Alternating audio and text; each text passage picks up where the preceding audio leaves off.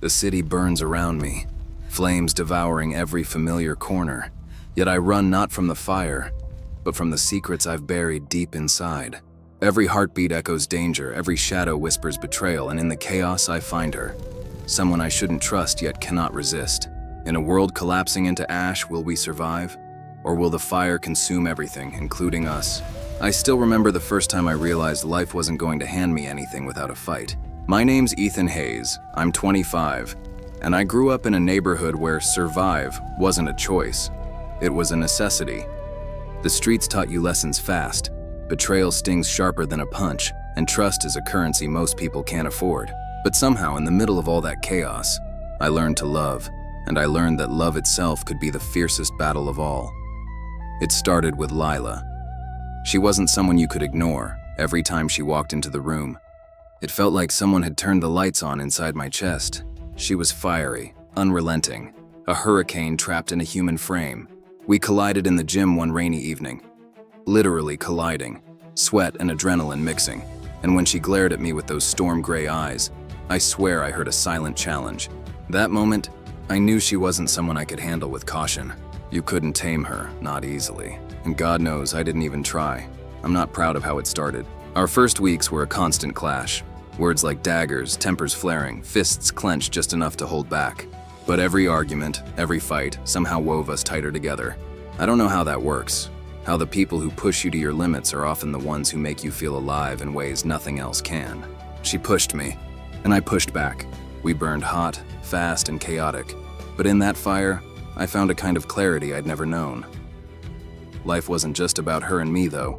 It was survival, day in and day out. I was working 2 jobs just to keep my tiny apartment from smelling like despair, juggling nights on the streets with mornings in an office that didn't care if I existed or not. But when I'd come home, exhausted, battered, every scar, every bruise somehow felt lighter if she was there, smirking at me like she'd won another round in our ongoing war. There was something dangerous about the way she made me feel alive and completely grounded at the same time.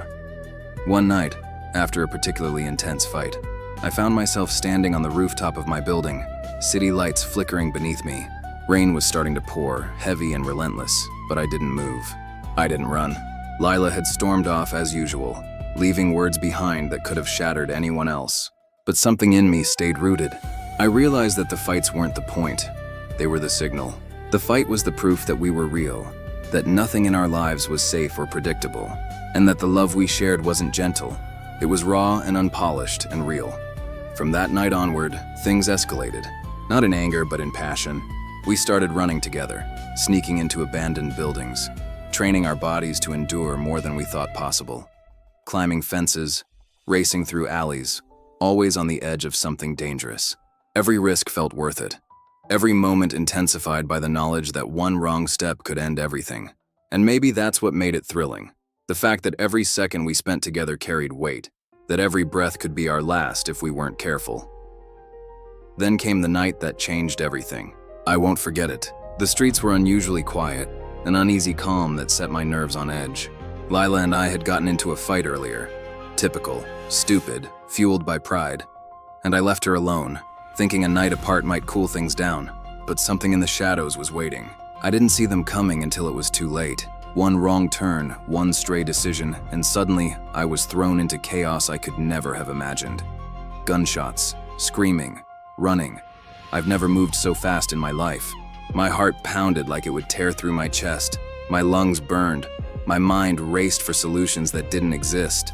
And through it all, one thought remained clear. Protect her. Lila was somewhere out there, unaware, oblivious.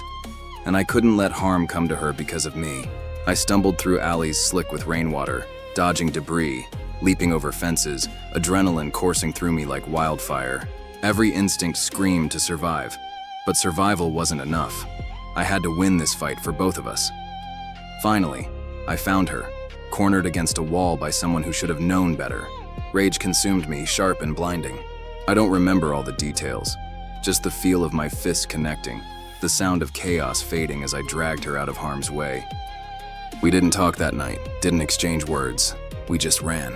We ran until our lungs burned, until our muscles screamed, until we collapsed in an abandoned warehouse with rain dripping through holes in the ceiling. laughing and crying and shaking, both terrified and alive in ways I couldn't explain. That's when I realized something crucial about love and fighting. The fight isn't always against the world, it's often against ourselves. Against fear, against doubt, against the parts of us that tell us we're not enough. Layla taught me that. We weren't perfect, and we fought endlessly. But through the fire, we discovered resilience, courage, and an unspoken bond that no argument, no danger, no betrayal could sever. Love wasn't easy. Love wasn't calm. Love wasn't quiet. It was fighting, breathing, bleeding, and standing together even when the storm raged around us. When dawn finally broke, it wasn't gentle. The city glimmered with wet asphalt, neon reflections bouncing across puddles like scattered stars. Lila and I sat silently on the rooftop of an abandoned warehouse, shoulders brushing, hearts still hammering from the night's chaos. Words felt useless. The world had already screamed everything we needed to know. I looked at her, and in that moment, I understood that survival wasn't just about staying alive. It was about staying together. After that night, things changed. The intensity of our fights remained, but so did the tenderness. We learned each other's rhythms, the small cues that signaled danger or despair, and the little habits that made us laugh despite everything. She had a laugh that could light up the darkest alley, and I carried it with me everywhere, tucked into the folds of my mind like a secret weapon against despair. And she carried me too, I think. Even when I didn't realize it, she anchored me. We started taking risks differently, planning, anticipating, but never losing that spark that had ignited when we first collided. It was in the way she challenged me to push harder, fight smarter, live fully. Every chase through the streets became a dance, every stolen night an adventure. And yet we knew that the fire wasn't external alone. The real flames came from our own hearts, our own insecurities, the silent battles we waged against ourselves. But for the first time, I realized I didn't want to fight alone. One evening, months later, we were perched on the edge of the harbor, looking out over the water. The fog rolled in thick and white, swallowing the boats and docks in a mist that made the world feel infinite. Lila leaned against me, whispering something I couldn't quite hear over the rhythmic slap of waves. I didn't need to hear it. Her presence said it all. The battles we'd faced, the chaos we'd survived, the sleepless nights, the fear, the fights. They were all part of this moment, this fragile, beautiful instant where everything felt right. But life has a way of reminding you that even when you think the storm has passed, there's always another wave. One night, while we were out training in the abandoned subway tunnels, a routine we had perfected, I made a misstep, one small miscalculation, and suddenly the walls felt like they were closing in.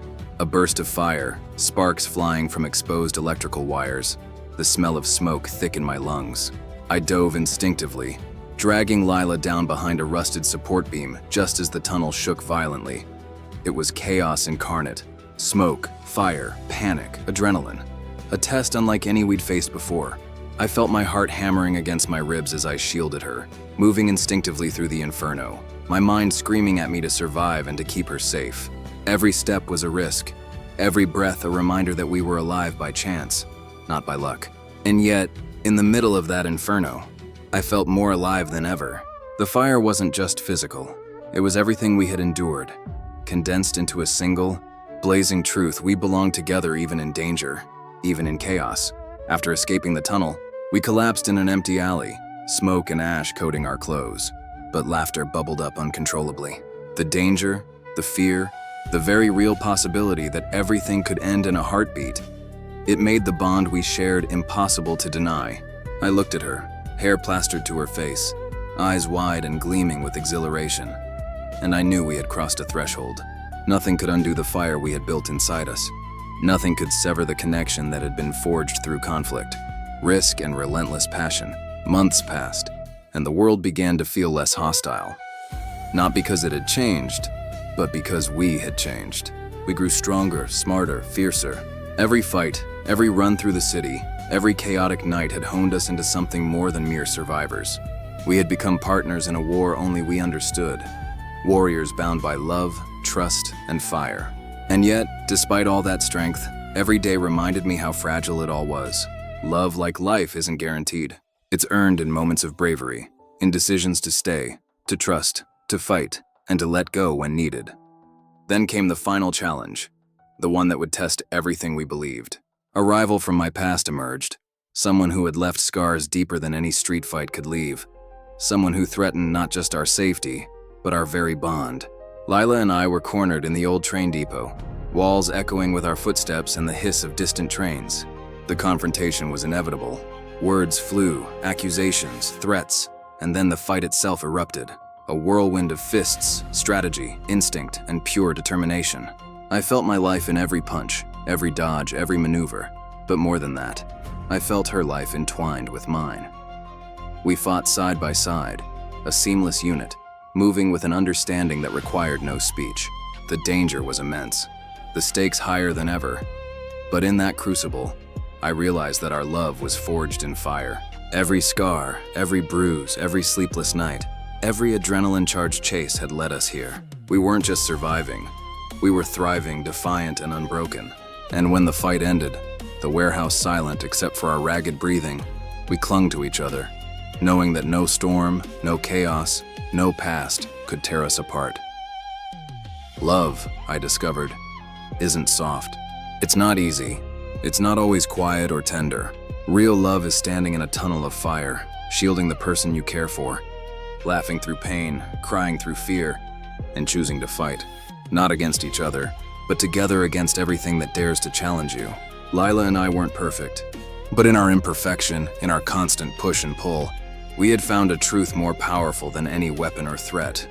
We belonged to each other, and nothing could change that. And as I sit here now, recounting every heartbeat, every chaotic night, every argument that left us breathless, I understand that life is a fire we step into willingly. We fight, we fall, we rise, and if we're lucky, we fall through fire together, and that makes every scar, every bruise, every risk, every breath worth it.